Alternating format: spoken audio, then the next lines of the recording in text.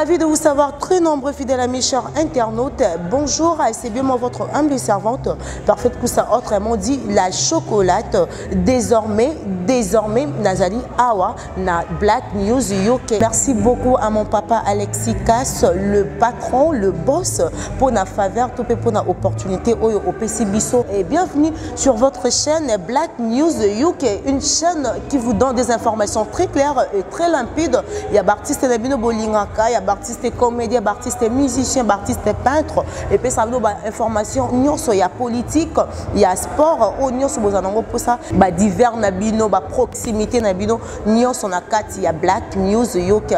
Vous s'abonner massivement, vous s'abonner brutalement, vous s'abonner vraiment parce qu'il y a parfait pour ça. Bino, naza bongo na Black News UK. Yom total anga na biko bossa na te soko ko bossa na nyonso mais Black News UK ko bossa na ngote za chaîne moko e bando pesa bino nyonso bossa na ngo posa po da ba divers na bino Black News UK. Benga baninga yebisa bon ba s'abonner massivement parce que parfait pour ça aza bongo na Black News UK et sika auto ndo pesa na makambu et sika wapto ndo pesa bilengi kan ngeza la kaka Black News UK ko bossa na te Black News UK ba nyonso balinga parfait pour ça na sengi bino bo s'abonner massivement parce que parfait ya bino a commis awa c'est que bino il faut bo s'abonner na Black News UK sika o bando pesa bino information très claire. Au revoir.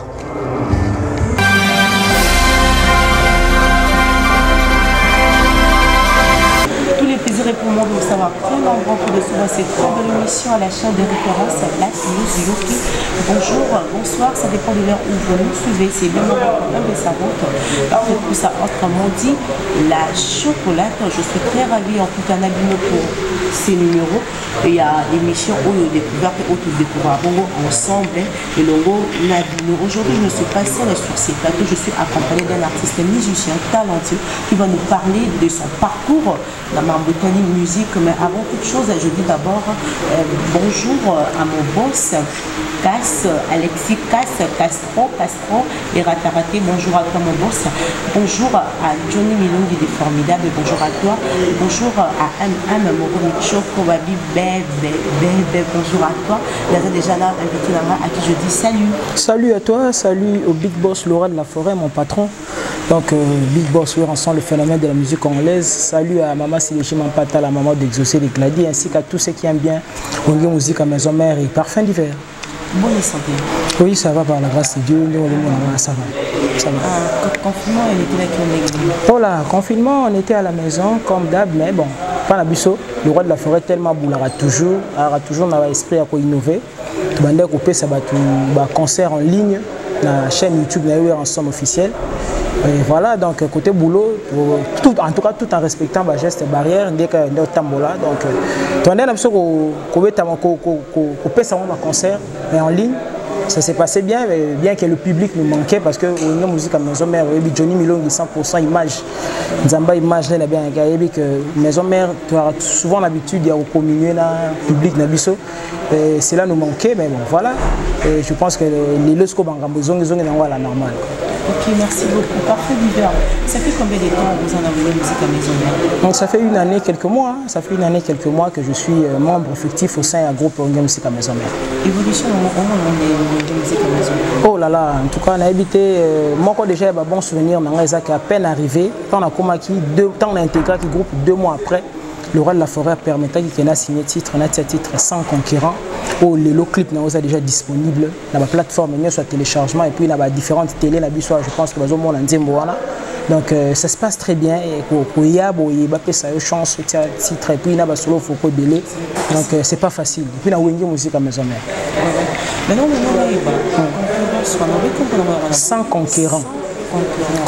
Concurrent et à concurrence, mais sans concurrent et à conquérir. La verbe est conquérir. Ok, merci beaucoup. Sans conquérant. Ouais. Voilà. Maintenant, pourquoi c'est ça? Et puis, la carte, il y a des ah, d'accord. Sans conquérant, il y a un verbe conquérir. Quand tout le monde a conquéri, tout le monde a une bataille, tout le monde a du tumba. Voilà, donc c'est-à-dire, en tant qu'artiste et musicien, tu évolueras souvent dans la figure de style. C'est-à-dire, moi, métaphore, moi, catacrèse, moi, métonymie, moi, synecdoque, moi, euphémisme et tout. Donc, nous avons un vend de $, rouge, Black Panther. Dans le métier qui n'a pas, il y a madame naïe, épouse naïe, maman on dit Molicho, ou le bail que moté manaïe, ça le rôle la portion de terre, mon roboye. Oh, la seule personne qui a réussi à gagner, moté mana en entièreté, et ça bon, Hugending en vend. Donc, Hugending en vend, ça sans conquérant. Voilà, et puis, je m'étais inspiré de Jean-Paul Sartre, qui était un philosophe du XXe siècle. Voilà. Il y a le bas qui en 1939 que Dieu n'existait pas. Donc bien qu'à la fin de sa vie, il quand même qu'on reconnaître l'existence en Zambé. Et ça m'a beaucoup inspiré pour écrire cette chanson. Et on m'a dit quelque part, dans le lobby, na boy cause l'égoïste, na sengi na Zambie. 2 siècles après, Nzambe a recréé les sous Hugending en Vwandu pour que descendance n'a pas bénéficié de bien fait. Donc, on reconnaître déjà que Nzambe on a signé Nzambe a recréé Hugending parce que rarement nous atteignons 2 siècles. Ce sont des cas exceptionnels. Donc voilà, donc 2 siècles après. Ah ça là les sous Hugending pour que descendance. Moi aussi d'emblée que quand tu parles de la descendance, moi tu que là on pouvait que descendance wana kaka maman andi Molicho wa épouse Hugending. Na ibisi na bina non. Et moi, une manière générale, c'est-à-dire, moi, je suis commandé, je vais expliquer ma rembobélé, mais tu as buté dans les cambouis minutage. Comme ma mélodie, moi, qui est au maximum au sala, moi, tu es obligé à ça la périphrase ou bien la proposition elliptique, c'est-à-dire de phrases ou de propositions, quelquefois dépourvues d'un complément d'objet direct, du verbe, d'un attribut ou épithète exaté, mais question de ne pas déformer le sens de la chose au lingo luba. C'est en fait le contenu de la chanson sans conquérant. On a dédié à Hugending en vend de $, rouge, Black Panther, prophète pigeon. Mais non, impressionnement, ils allaient nous recommer directement le roi de la forêt à Pissu Moni Moutouma Kombo Pierre Corneille, Alobaki, osant bien la valeur dans ton point le nombre d'années. Donc, phrase wana, en fait, la matérialisation et pas le big boss roi de la forêt. La peine arrivée à Pissi Makambo, à permettre. Donc, c'est au fait un vrai dénicheur de talent. Ils ont appelé ça la bâtiment sauté. Donc, ils ont leader un esprit d'ouverture. Il a pris, n'est-ce pas, ce risque-là, de me donner cette chance parce qu'il y a tellement de talents qui sont passés dans le musique à maison mère, peut-être qu'ils n'ont pas eu cette chance, mais on a eu chance. Donc, on a saisi l'opportunité. Je pense que Lelo, la chanson sans concurrence se comporte très très bien à niveau internet parce que le internet on a le bagage comment milieu moko endroit moko boy au moutinho soko juger toute la crédibilité par rapport à ce qu'il fait parce que la liberté d'expression est tellement énorme que chacun vient écrire ce qu'il pense, ce qu'il veut. Mais son des là sans concurrent Nathalie version audio, Nathalie le clip qui est déjà disponible ça fait une semaine. Oui, ça se passe très bien. So Nathalie, moi je m'attarde beaucoup plus dans les commentaires hein, parce que les commentaires ndé ou laksayo sur ça dans les bons, tout sauf faut améliorer. Nathalie n'a pas commentaire, donc je sais pas, c'est à 95% dans le bon. Donc c'est le monde où il faut que les gens apprécient. Quand les gens apprécient, puis retour les alliés, retomber les alliés, et ça là toujours bien. Non, parfait. Il y a des choses. Pourquoi on préfère que c'est un local musique au moment où tu es très intelligent? Laisse-moi te dire que tu es intelligent. Ah, merci. Tu es très intelligent à sentir un local comme ça la musique. Mais pour ça que ça la musique, ou peut-être que ça la autre chose que musique. Bon, en fait, c'est une très bonne question. Je suis vraiment un passionné de la musique. J'ai sali ba études supérieures dans l'université de Kinshasa. J'ai sali médecine, j'ai médecin de formation. Donc, son excellence le ministre Yves Bunkoulou Zola. Donc son excellence tourisme je te salue et puis il a PC cabinet Mobimba Mbote, c'est vraiment un ami avec qui tu partages ma belé na secondaire tina ba campus na auditoire tina ba même chambre na kata en homme et tout. Donc voilà, je suis un passionné de la musique. En fait, au quand attanga qui wana na classe, il y a aussi permettre même dans l'écriture pour sentir moi cohérence d'idées hein? Parce que c'est comme une dissertation, il y a l'introduction, le développement et puis la conclusion. Donc cohérence, il y a bah, idée voilà, il y a un peu et moi chico wana to tangaki, il y a un peu permettre à ce que les lots bien les lots on a vivre non parce que je ne vis que de la musique.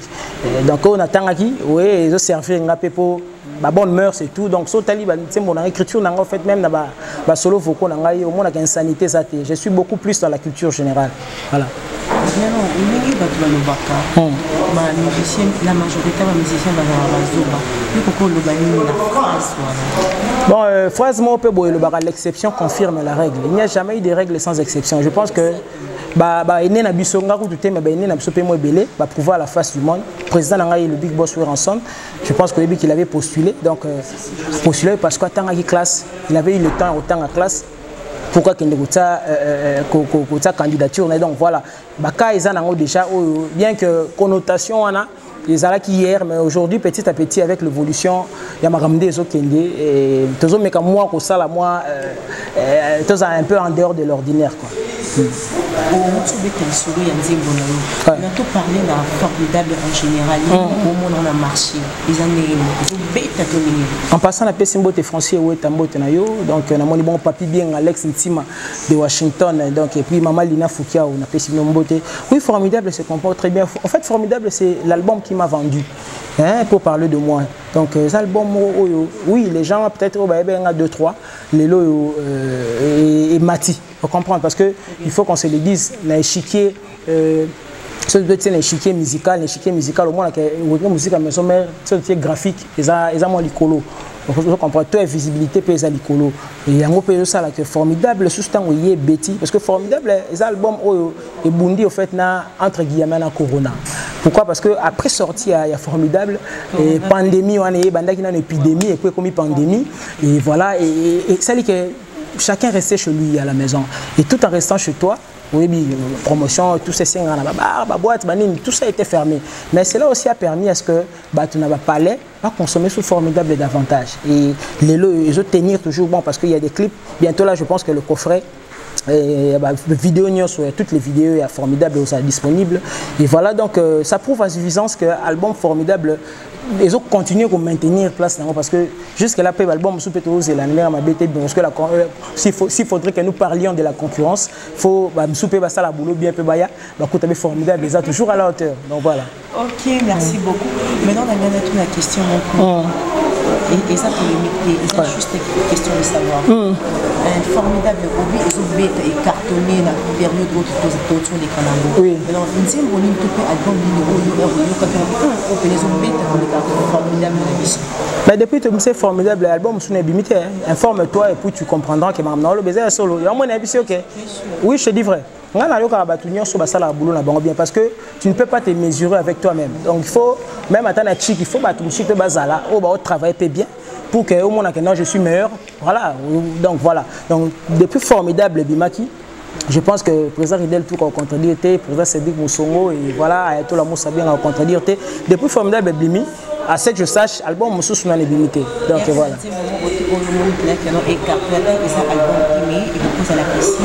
Oh là, jusque là non, jusque là non, jusque là non, jusque là non.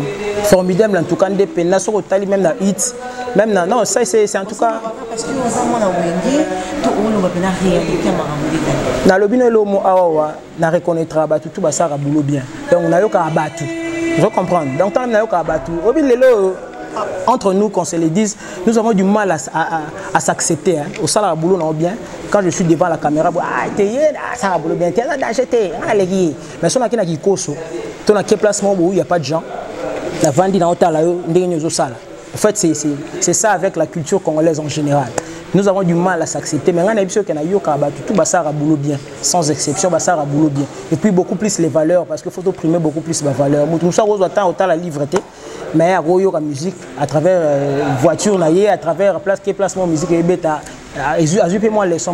Donc voilà. Donc jusque-là, formidable, les appels, album, ils ont battre le plein. Il faut tali au monde, tout ça. Voilà. En tout cas, la réponse n'a pas dit moi sous question.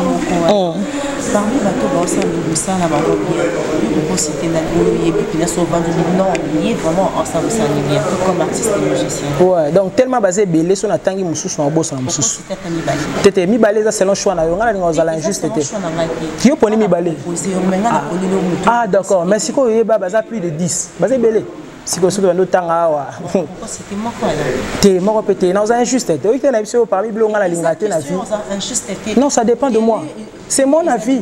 C'est mon avis. Tu vas poser une question à citer mon toumoko. Parce qu'on appelle ça à venir mettre à Vinanga, que na linga rosala injusteté. Je n'aimerais pas n'attendre mon toumoko, Tommy Balé alors que peut passer belé ba sala boulot. Justice on nous la visa na copine. Voilà Nathalie ça, ils a le rôle ba 5.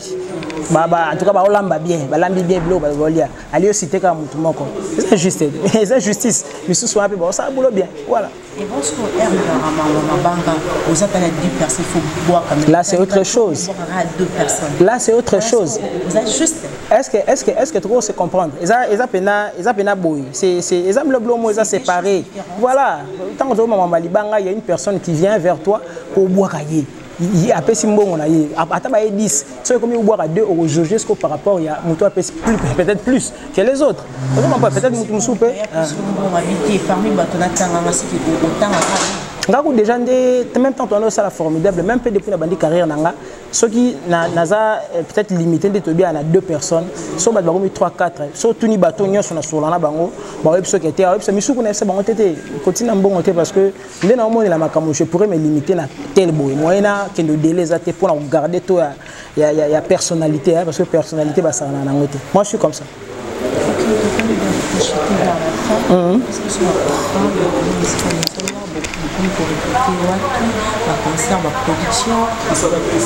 Ouais, donc une musique à Maison Mère, ces derniers, tout ça, on a limité, la répétition, la séance répétitive, on a limité 14e rue. Tout ça, on a question à préparer les événements au Liboso parce que le village chez Temba. Chez Temba, c'était vraiment un carton plein. Événement, monsieur Liboso, il y a tellement de production. Il faudrait que nous ayons beaucoup plus de précisions pour la date, d'être revenir toujours Liboso à médias pour que tout puisse avoir précision. Mais consommer formidable, consommer sans concurrent. Clip Yangwana disponible, rien à dire. Sarah Solo, Talas Konzim, moi, c'est Betty. Donc c'est une dame qui a joué à la guitare, qui a gratté à la guitare. Donc il y a 100 concurrents et vraiment il y a le texte, il y a le fond, il y a de la matière. Je comprends, donc c'est ce que je pourrais dire. Vite fait, je ne sais pas si avec votre permission, moi, on peut savoir tout le monde qui va dans la mission. Voilà.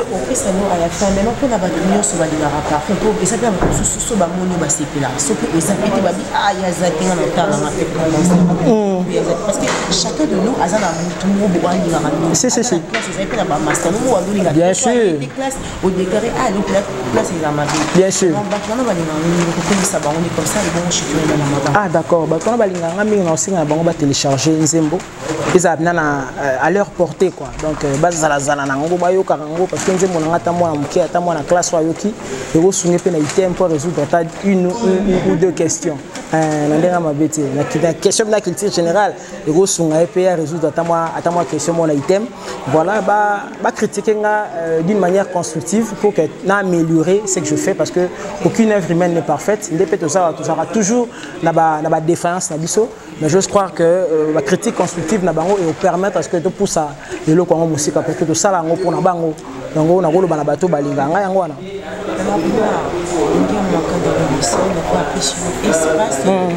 à promouvoir jeunesse pour les jeunes de tout le monde la musique à l'élo là on bien besoin de bana pourquoi dans la possession les enfants de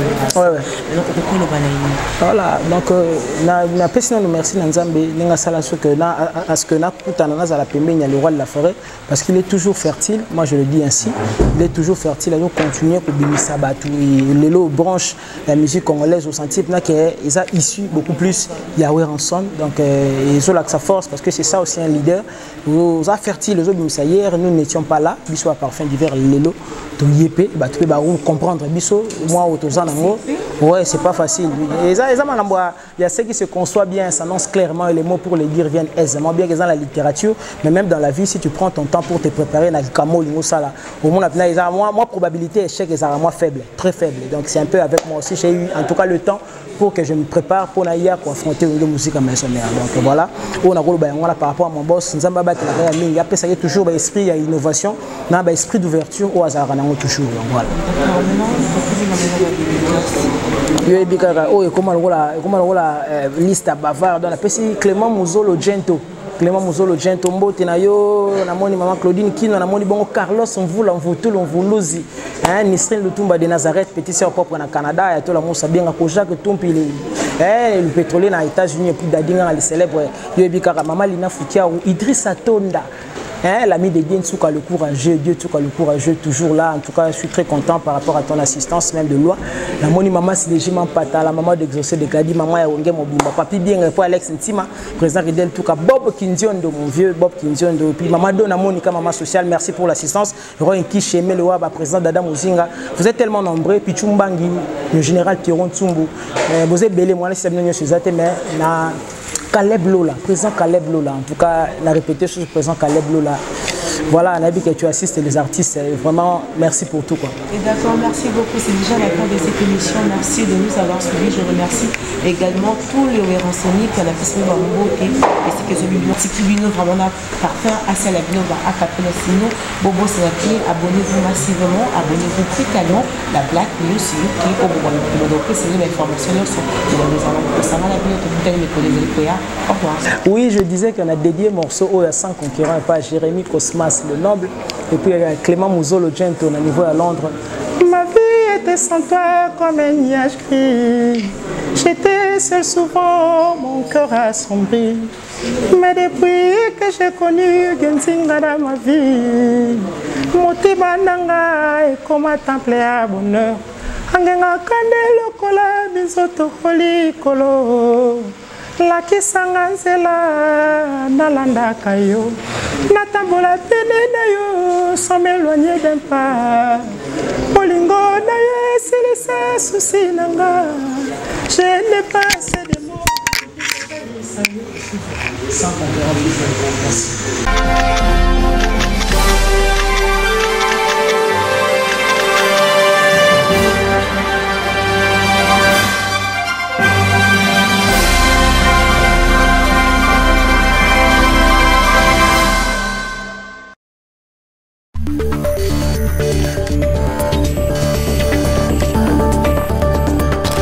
Ravi de vous savoir, très nombreux fidèles amis, chers internautes. Bonjour, c'est bien moi votre humble servante, parfaite Koussa, autrement dit la chocolate. Désormais, Nazali Awa, na Black News UK. Merci beaucoup à mon papa Alexis Cass, le patron, le boss, pour la faveur, pour la opportunité au PC Bisso. Et bienvenue sur votre chaîne Black News UK, une chaîne qui vous donne des informations très claires et très limpides. Il y a Bartiste Nabino Bolingaka, il y a artiste comédien, artiste musicien, artiste peintre et puis ça nous donne information il y a politique, il y a sport, il y a divers nabino, proximité nabino, il y a Black News Yok, vous s'abonner massivement, vous s'abonner brutalement, vous s'abonner vraiment parce qu'il y a parfait que ça y a bino, naza bongo na Black News Yok, yom total nga nabiko bossa na tesoko ko bossa na nyonso mais Black News Yok ko bossa na ngote za chaîne moko e bando pesa bino nyonso bossa na ngo posa po da ba divers na bino Black News Yok benga baninga yebisa bon ba s'abonner massivement parce que parfait que ça aza bongo na Black News Yok et sika auto ndo pesa la makambu et sika wapto ndo pesa bilengi kan ndenge za la kaka Black News Yok ko bossa na te Black News Yok ba nyonso balinga parfait que ça na sengi bino bo s'abonner massivement parce que parfait ya bino a commis awa c'est que bino il faut bo s'abonner na Black News Yok sika o ba no pesa bino information très claire. Au revoir.